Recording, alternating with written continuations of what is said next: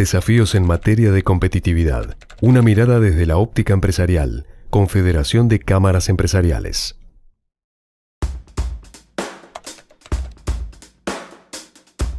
Uruguay no mejora y está a mitad de tabla en los rankings de competitividad. Atendiendo a esta realidad, las cámaras empresariales plantean propuestas en las principales dimensiones del entorno de negocios.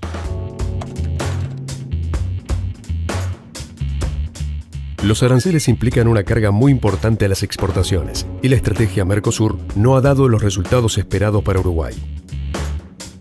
Uruguay no gana participación en el comercio mundial de bienes y participa cada vez menos en las compras de los socios del Mercosur. Es necesario lograr que en el corto plazo Uruguay negocie acuerdos individualmente con terceros países y continuar impulsando el cierre del acuerdo Mercosur con la Unión Europea.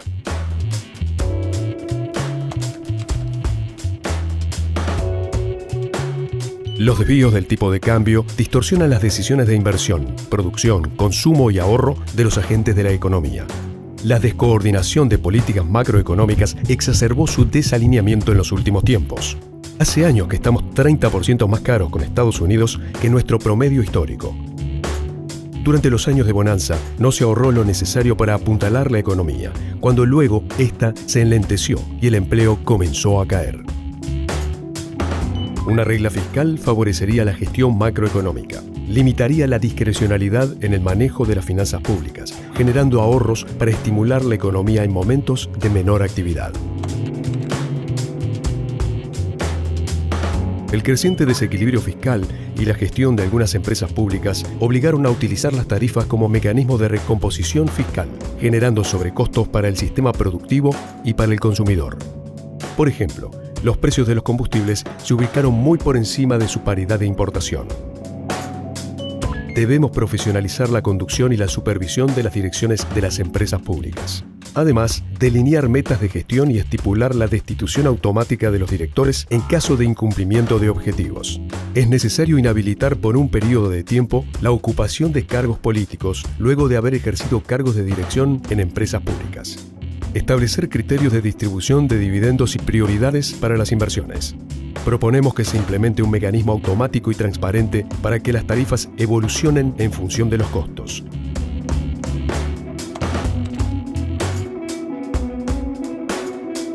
El crecimiento económico provocó un incremento en el volumen de tránsito pesado por rutas nacionales, aumentando la presión sobre la infraestructura existente ferroviaria, vial y de puertos.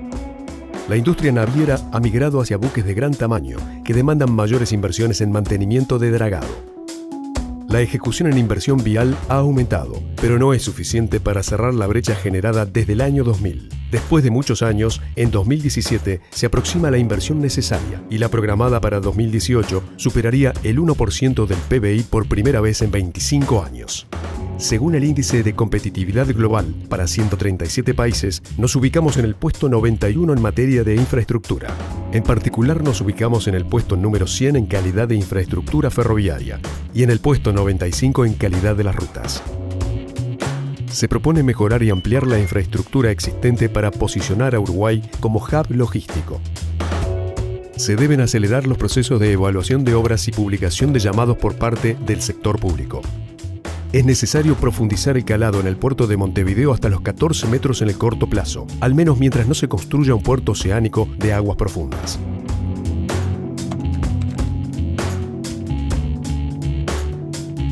En el último medio siglo, Uruguay muestra un retroceso en la acumulación del capital humano y la brecha educativa. El incremento del gasto público en educación no ha tenido el retorno esperado en materia de calidad. Tampoco se observan mejoras sustanciales en los resultados de las pruebas PISA. Proponemos implementar los planteos del libro abierto de EDUI 21 y priorizar actividades educativas que apunten a mejorar la capacidad de innovar, promuevan la cultura del trabajo y el emprendedurismo. Es importante instrumentar en el corto plazo mecanismos de certificación de competencias laborales.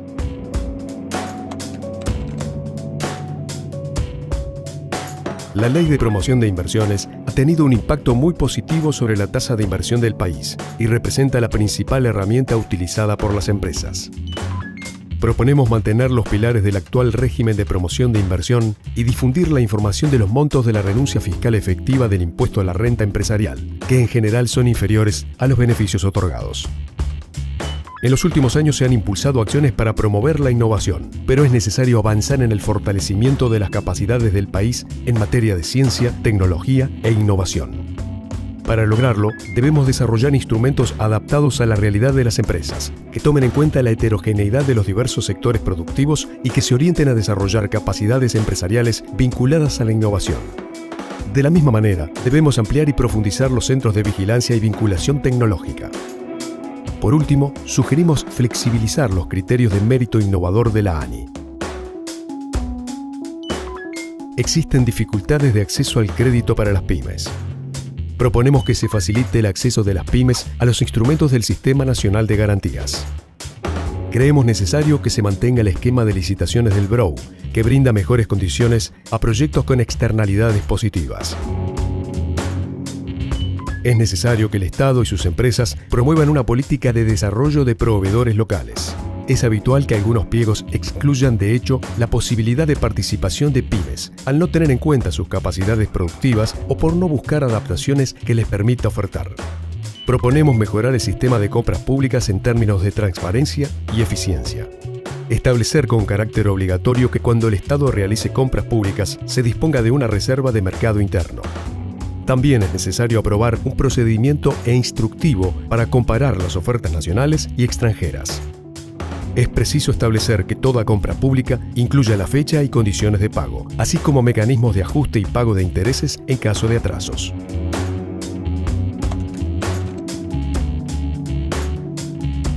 Existen normas laborales en oposición a convenios internacionales y un sistema de negociación colectiva inadecuado. Aún están pendientes de implementar las recomendaciones de la OIT a la normativa vigente. A su vez, la negociación colectiva no contempla las diferencias a nivel de empresas dentro de un mismo sector, ya sea por tamaño, localización, modelo de negocios, resultados u otros factores. Por otro lado, las regulaciones se encuentran diseñadas para empresas de mayor porte, desconociendo la realidad de las MIPYMES. Uruguay se encuentra en una posición relegada respecto a la eficiencia del mercado laboral en el ranking mundial del índice de competitividad del World Economic Forum. Se propone modificar la regulación laboral y las prácticas del Ministerio de Trabajo y Seguridad Social, dando cumplimiento a las recomendaciones de la OIT. Derogar el decreto que regula las ocupaciones de los lugares de trabajo. Considerar explícitamente la realidad de las MIPYMES en las negociaciones salariales. Asimismo, es necesario que la negociación tripartita se utilice únicamente para definir mínimos por categoría y que para ajustes de salarios y otras condiciones de trabajo la negociación sea bipartita. Además, salvaguardar el derecho a la libertad de trabajo de los no huelguistas y del empresario. Por último, incluir cláusulas de salvaguarda automáticas y apuntar a una negociación que atienda la dinámica sectorial e institucionalice y facilite los descuelgues.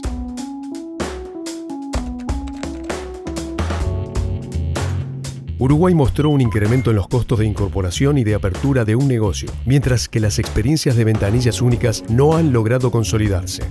El tiempo y el costo asociado al registro de propiedad también es un indicador donde el país tiene mucho por mejorar. Para citar un ejemplo, las habilitaciones para locales comerciales menores a 100 metros cuadrados y sin elaboración de alimentos requieren al menos de 6 trámites distintos en ventanillas diferentes.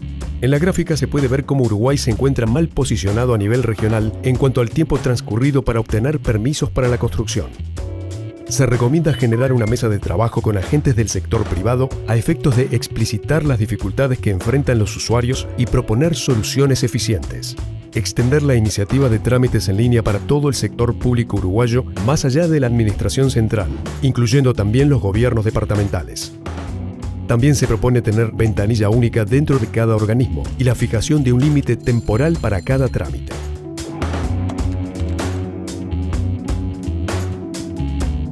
Hay un incremento de los delitos y costos asociados. Uruguay empeora su posición en el índice de competitividad global con relación a los costos económicos asociados al crimen y la violencia. Proponemos que se definan beneficios fiscales para gastos e inversiones en seguridad. solicitamos la exoneración temporal de tributos fijos a los establecimientos empresariales víctimas del asalto.